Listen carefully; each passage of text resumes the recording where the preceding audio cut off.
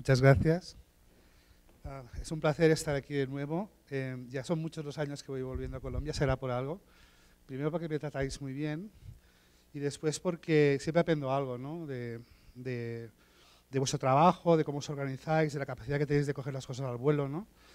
Y he tenido la suerte, ¿no?, de interaccionar con muchos colombianos trabajando conmigo en la unidad de insuficiencia cardíaca donde estoy yo, y eso me hace a mí testigo especial, digamos, y declaro fehacientemente que realmente tenéis un gran nivel, y con esta iniciativa lo que hacéis precisamente es tomar el liderazgo, yo pienso que en toda Latinoamérica, ¿no?, respecto al proceso de dar soporte a la creación de procesos de insuficiencia cardíaca. Y esto que digo no es una nimiedad, porque si uno mira, por ejemplo, en Europa, que haya iniciativas parecidas a nivel de fomentar la cultura de organización, no existe nada. O sea que, por lo tanto, sois pioneros. En la parte que yo pueda colaborar, siempre me tendréis aquí.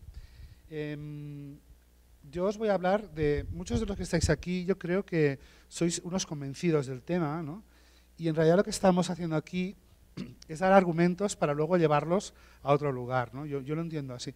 Seguramente nadie de los que ha entrado aquí pensando, bueno, voy a ver si me convencen, ¿no? Yo creo que todos estamos convencidos y por lo tanto yo lo que voy a intentar es dar una visión un pelín conceptual, pero también con algún elemento práctico de qué aspectos son los más importantes que tenemos que tener en cuenta cuando organizamos un proceso.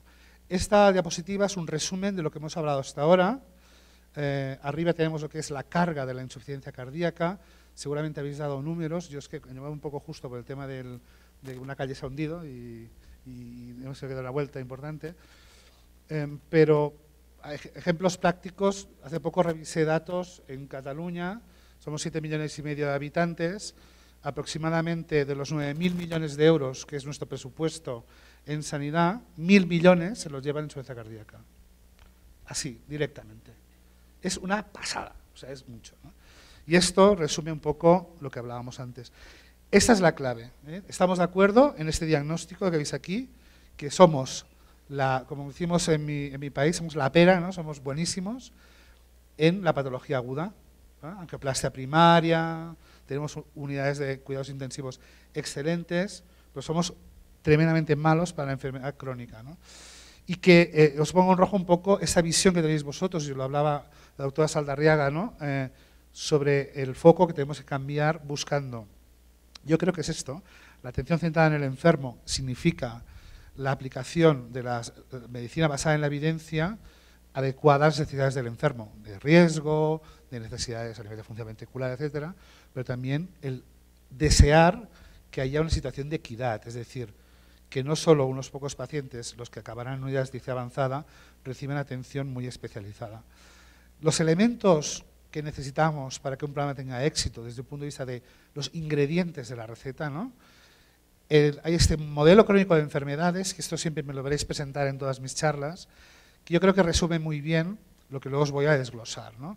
Y que son qué puntos de transformación tenemos que hacer en nuestro sistema, y eso es aplicable para toda la cronicidad, nos lo dice, qué puntos de transformación tenemos que hacer, luego los hablaremos, para conseguir esto, una interacción productiva entre los equipos de atención sanitaria, médicos, enfermeras, el enfermo, para mejorar resultados. Modelo crónico de enfermedades. Si lo llevamos a la insuficiencia cardíaca, este flujo queda aquí resumido. Si me dijeras, resúmeme, ¿para qué organizamos un proceso de este tipo? Es esto. Yo lo que busco con una vía clínica, un proceso de insuficiencia cardíaca, es ser capaz de lograr un manejo basado en las guías y ser capaz de detectar con precocidad los problemas. Eso sería un poco la forma más concisa de resumir lo que buscamos, ¿no? ¿Cómo conseguir esto? Ya no hablamos de educar al enfermo, estamos hablando de empoderar al paciente. ¿Eso qué significa? Significa una actitud proactiva en la que es el paciente el que toma las riendas de la enfermedad. Es una fase más allá del autocuidado. Pues debemos conseguir el empoderamiento y tenemos que estructurar nuestras intervenciones, planificar nuestras intervenciones. Es algo que vosotros lo veis diáfano cuando pensáis en un protocolo o una vía clínica. Es algo que la mayoría de médicos no entienden cuando aún siguen viviendo con la idea de una medicina reactiva al problema. Es decir, una medicina basada en cuando se ahogue, venga. Eso es medicina reactiva. Nosotros queremos proactiva. ¿Por qué? Porque descubrimos hace muchos años que nuestras consultas estaban repletas de enfermos estables y que los inestables estaban en urgencias, ¿no? Yo creo que está claro que el siguiente paso, que es la integración de los cuidados y la coordinación de los mismos, es un hito fundamental que hay que irlo logrando en la medida que es posible cada vez más hacia la atención primaria, y la finalidad última es, desde luego, reducir la mortalidad. Esto resume un poco el proceso que todos estáis inmersos ahora. Esto es un artículo que publicamos el año pasado, donde en la dirección que nos hablaban de cómo de importante es evaluar los resultados de tu proceso. Y todos hemos empezado con el Excel, con el Access, con el SPSS, a salto de mata, como hemos podido, ¿no? Y yo me he encontrado a menudo que decían, sí, bueno, pero los ensayos clínicos que han demostrado beneficio en la insuficiencia cardíaca, pues hay un sesgo de selección, pues que coges a los mejores pacientes, etc.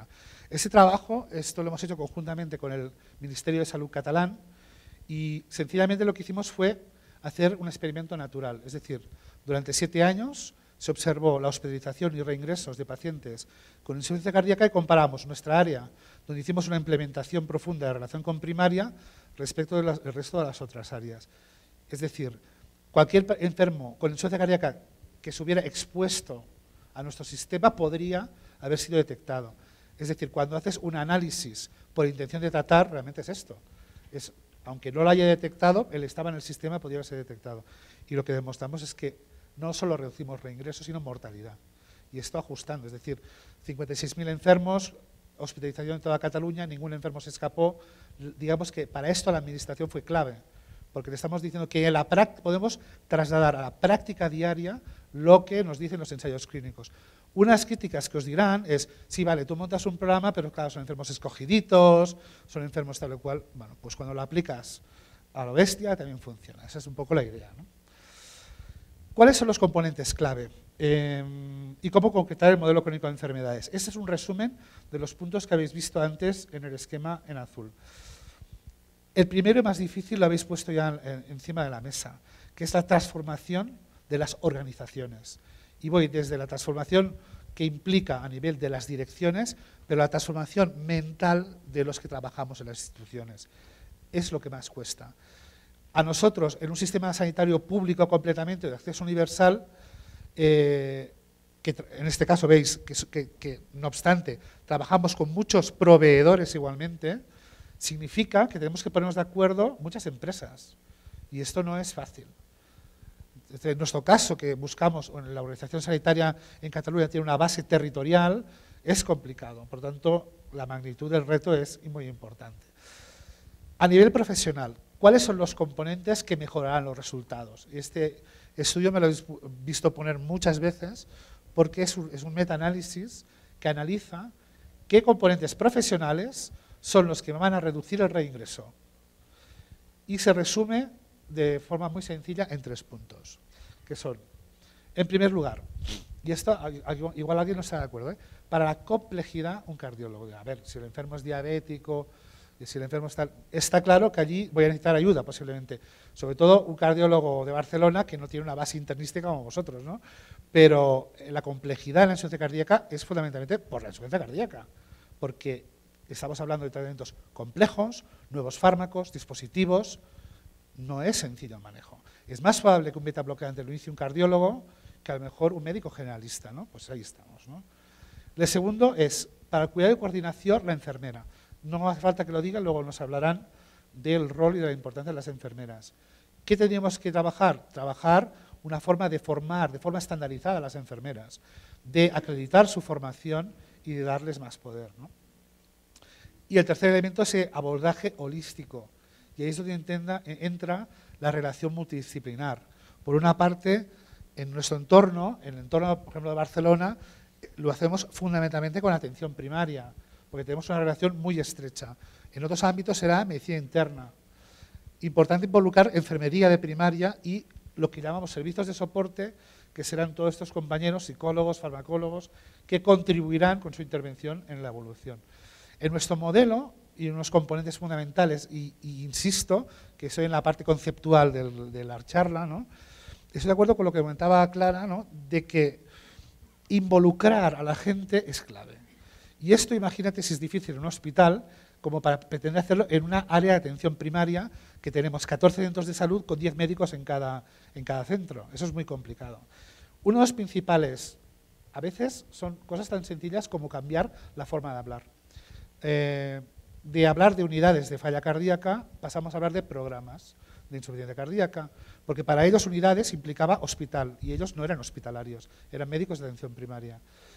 Involucrar en cada centro de salud, en la zona de Barcelona donde yo trabajo, a médicos y enfermeras que querían ser los líderes del proceso en ese centro y hacerlos partícipes a ellos de la elaboración de las guías clínicas. Luego hablaremos de esto, pero involucrar en el proceso de desarrollo a la gente, ¿qué implica? Implica conocer el entorno, bajar al territorio y de la masa de gente, vamos a decir, refractaria al cambio, encontrarás la persona que dice, bueno, pero esto a mí me interesa. Y ahí es donde tienes que picar. Luego, esa actitud acaba contagiando y hay un fenómeno de mancha de aceite que acaba extendiéndose al resto de gente, ¿no?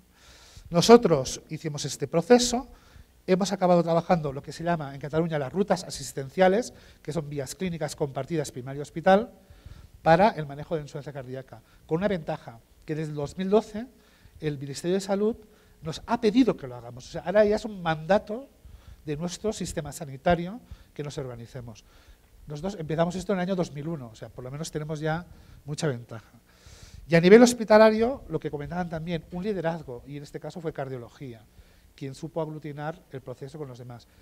Esta diapositiva la sacaré en otra charla y iré más en detalle, pero quiero hablaros de tres conceptos muy importantes, que es quién, dónde y cómo.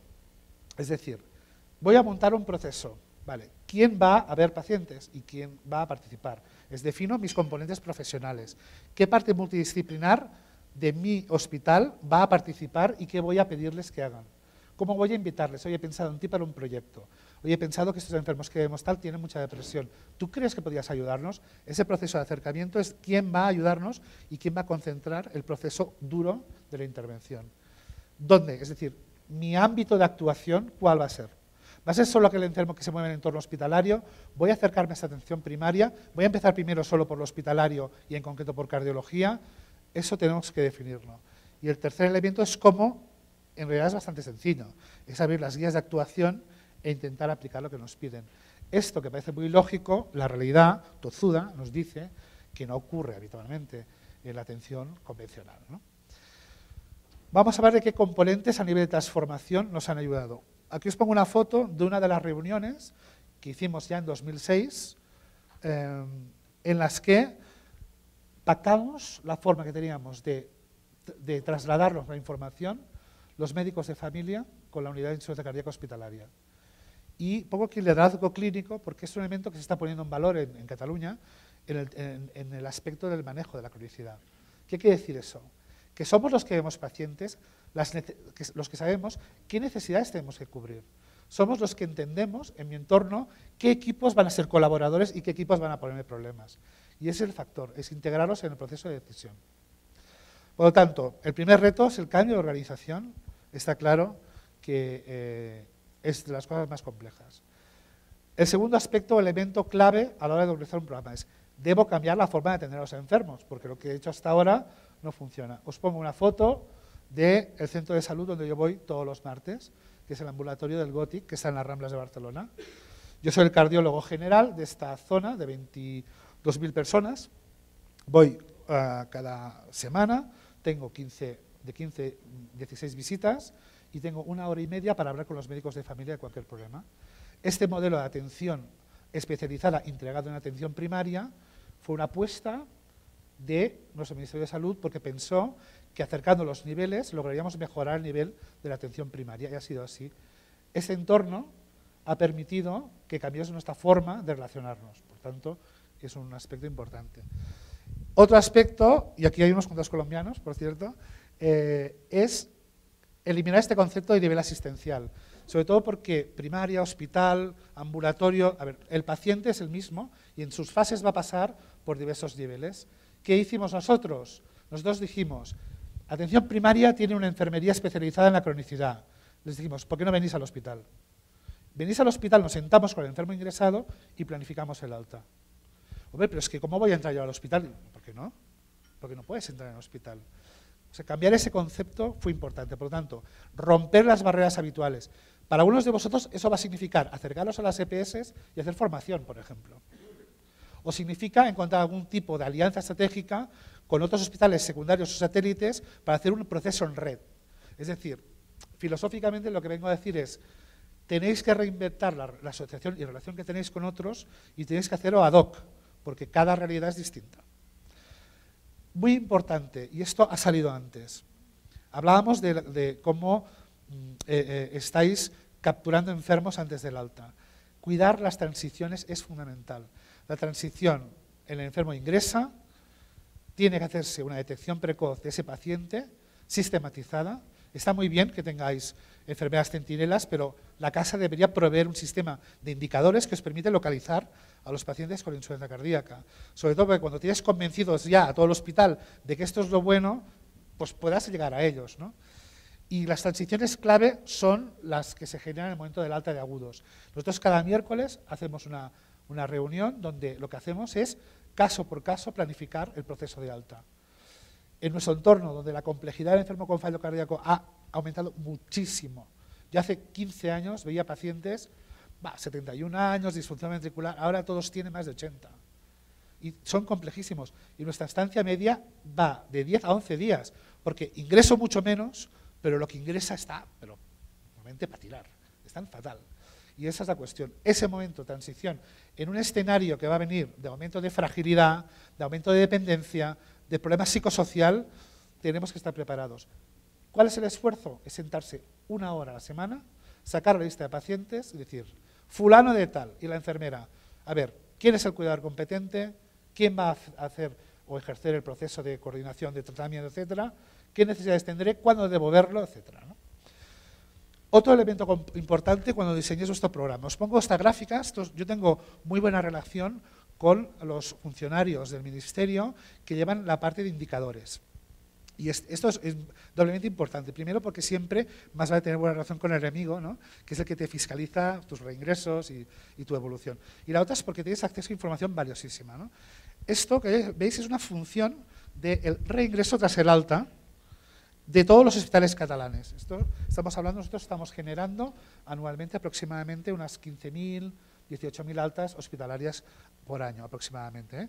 Pues aquí veis, por semanas, el riesgo de reingreso en rojo es lo que llaman reingreso clínicamente relacionado, que entra todo lo que no sea un accidente o una cirugía, no sé, una cirugía de cadera, por ejemplo, ¿no? Es decir, ellos miran la recurrencia de necesidad de hospitalización, que es lo que veis aquí. Si miráis el área bajo la curva, realmente la máxima área está en los 12 primeras semanas, 3 meses. ¿Qué quiere decir? Que si yo tengo un sistema que doy un alta y relajo el seguimiento, el enfermo va a tener muchas oportunidades para ingresar. ¿Qué quiere decir? Y los americanos lo ponen en sus guías. Control antes de 7 días. Nosotros hace años que lo estamos haciendo esto porque es que es evidente. Es más, si la visita va a tardar desde el alta, en nuestro caso, más de 4 días, nuestras enfermeras llaman al domicilio a las 48 horas. ¿Todo bien? ¿Por qué? Porque detectamos problemas. Entonces, ¿qué quiere decir eso? Que tenéis que pensar en esto, un seguimiento precoz, contacto precoz, que a lo mejor puede ser una enfermera con un protocolo y un checklist muy sencillo, pero hay que pensarlo así. Tercero, soporte a un seguimiento estructurado, es decir, todo aquello que vosotros planificáis hacer al paciente, pensar que hay pacientes de un grado de severidad quizá no tan avanzada, que serán atendidos en otros niveles asistenciales, como primaria, donde podéis proponerlos, como hemos hecho nosotros, un listado, checklist de actividades un poco más dirigido a las necesidades de enfermos de un riesgo intermedio. ¿Qué hemos logrado? Que enfermeras de primaria a los 15 días hagan una analítica en domicilio, miren la función renal, hablen con el cardiólogo y que refuercen aspectos como, por ejemplo, la educación sanitaria o que miren que ese paciente, los recursos que tiene atención primaria para hacer el seguimiento estructurado en la insuficiencia cardíaca se hayan aplicado, porque hay todo un sistema informático de ayuda, de decisión al médico de familia que se debe activar. Es decir, hemos logrado convencer a personal no hospitalario que nos haga ese proceso estructurado en enfermos de un grado de riesgo moderado o un poco más bajo. ¿Y qué hemos logrado? Hemos logrado que esto revierta la fase de progresión a fases más avanzadas, ¿no? Por lo tanto, es importante. De ahí que es clave que el proceso que nosotros estructuremos vaya alrededor de vías clínicas. Los tres componentes, y esto lo habla la enfermera, ¿no?, clave del proceso de intervención estructurado es lo que veis aquí, resumido. Conocimientos y empoderamiento del enfermo, evaluación integral, porque así sabe quién va a ejecutar lo que le pedimos, y tercero, la coordinación de los cuidados. En un entorno que tiene, de pacientes donde hay medicina de atención primaria, donde hay internistas, donde hay multiespecialistas y donde sobre todo vamos a ver, en vuestro caso, un interés por parte de muchos médicos de no perder completamente el paciente por un periodo, es fundamental ese proceso de intercambio.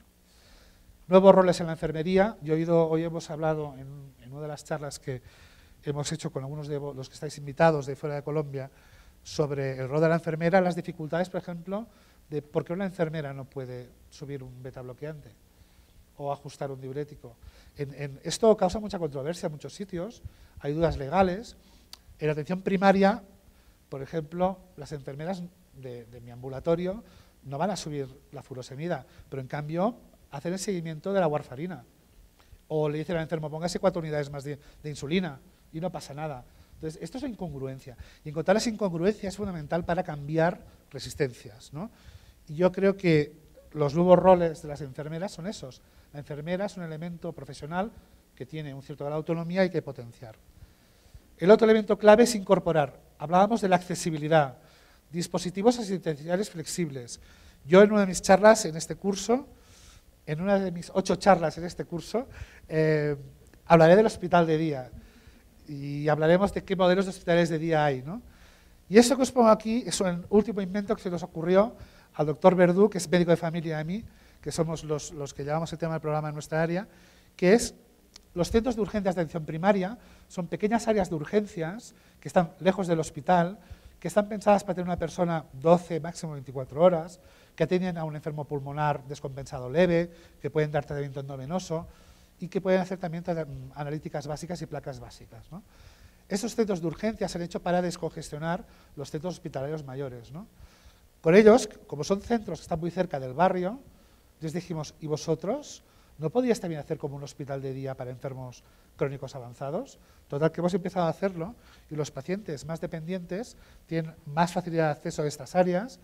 Los profesionales de estos centros se han formado con nosotros y esos pacientes, ¿no?, de 87 años, con múltiples enfermedades, no vienen al hospital, sino que van allí. Es más, si tienen que ingresar, van directamente a las camas de hospitalización sin pasar por urgencias, ¿no?